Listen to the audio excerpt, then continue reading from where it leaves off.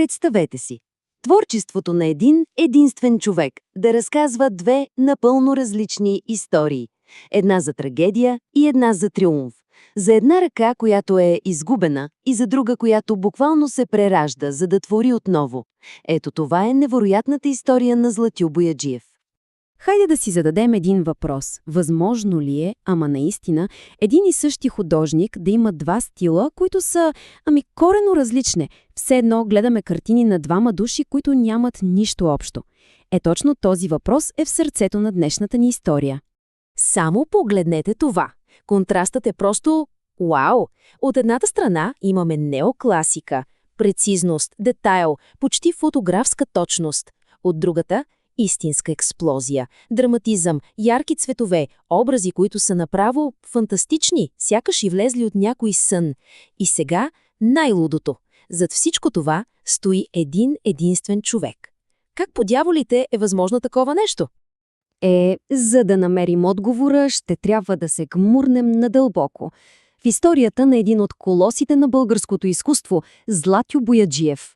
Неговият живот и съответно творчеството му са разделени на две, да ги наречем, действия. А границата между тях е едно единствено, но абсолютно съдбоносно събитие. Златю Бояджиев роден е в село Брезово, но се превръща в истинска икона. И знаете ли защо? Защото той не просто рисува пейзажи, той рисува душата на България. Изкуството му то е земя. Вкоренено е в Пловдивския край, в лицата на хората, в целия ритъм на живота, който той улавя с гениална проникновеност.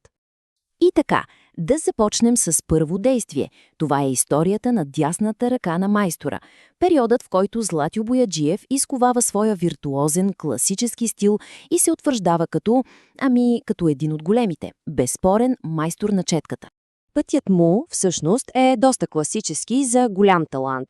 Значи тръгва от родното си село Брезово, минава през художествената академия, дори сформира онази легендарна група Бараците с приятели. Обаче има един ключов момент, който наистина дефинира целият му ранен период. И това е едно пътуване до Италия. Там той просто се потапя в изкуството на Ренесанса. И това променя всичко. И разбира се, критиката веднага го забелязва. Но знаете ли кое е наистина интересното? Как са го виждали хората тогава? Описват го като творец, който успява да направи нещо уникално, да внесе европейската класика в изображението на българския бит. Все едно използва уроците на великите италиански майстори, за да разкаже историята на своята собствена родина. Добре, ако трябва да обобщим този първи период с една единствена дума, тя ще е прецизност. Абсолютна, почти иконописна прецизност. Всяка форма е кристално ясна, всеки детайл е изпипан до съвършенство. Композициите му са сложни, пълни с хора, понякога десетки фигури, но в центъра винаги е българския селянин. Изобразен с едно такова почти царствено достоинство. И точно когато е на върха, всичко това се срива. В един единствен миг. Един ден, който преобръща целия му свят. Завинаги. Представете си, минали са почти 20 години от завършването му, той е в разцвета на силите си, на върха на кариерата си. И тогава тежък инсулт. Дясната половина на тялото му е парализирана, а с нея и ръката. Ръката, с която е сътворил всичките си шедьоври до този момент.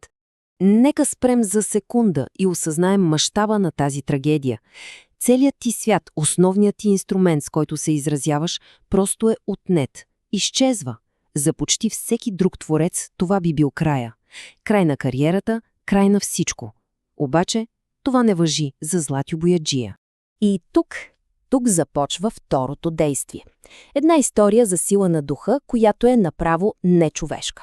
За едно артистично прераждане, което, смея да твърдя, просто няма аналог в цялата история на българското изкуство. Минават години. Години на мъчителна, тежка борба и възстановяване.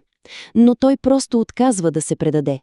С стоманена воля, която е трудно дори да си представим, Златю Бояджиев започва да прави нещо, което изглежда невъзможно. Започва да учи своята друга ръка, лявата, да държи четката, да рисува. Отново. И ето го. Това е резултатът. Този пейзаж е нарисуван изцяло с лявата му ръка. Само вижте маските, усетете тази свобода, тази експресия. Това вече няма нищо общо с онзи прецизен класически художник от първия период. Това е напълно нов творец, буквално роден от страданието си. Сякаш с лявата си ръка Бояджиев отключва някаква напълно нова вселена в себе си. Картините му стават по-мащабни, цветовете експлодират, а сюжетите се изпълват с символизъм, с фантастични, гротескни елементи. Реалността и приказката започват да се преплитат по един невероятен начин. И така стигаме до финала, до наследството, което оставя. И нека сме наясно, то е много, ама много повече от картините по стените. Неговото истинско наследство е едно вечно свидетелство за това на какво е способна човешката воля. 71. Това число не е случайно. 71. Толкова са шедьоврите от втория му, левия период, които се съхраняват само в постоянната експозиция на галерия Златю Бояджиев в Пловдив. Само там. А това е само една малка част от всичко, което той успява да създаде с тази своя втора ръка. Защото ръката му може и да е била парализирана, но умът, духът му, те са били напълно свободни. И всичко идва оттам. Паметта му остава остра като бръснач. Той продължава да рисува огромни, сложни платна по 3 метра. И така доказва нещо фундаментално, че най-важният инструмент за един творец не е ръката, а волята. И в крайна сметка историята на Златю Бояджиев ни оставя с един голям въпрос, над който да размишляваме. Кое всъщност прави твореца? Ръката, която държи четката, или онзи несломим дух вътре, който просто отказва да спре да създава, въпреки всичко? Тази негова самота, за която се говори, тя е самотата на гения, на човек, който успя да извърви не един, а 2 напълно различни творчески пътя, в рамките на един единствен живот.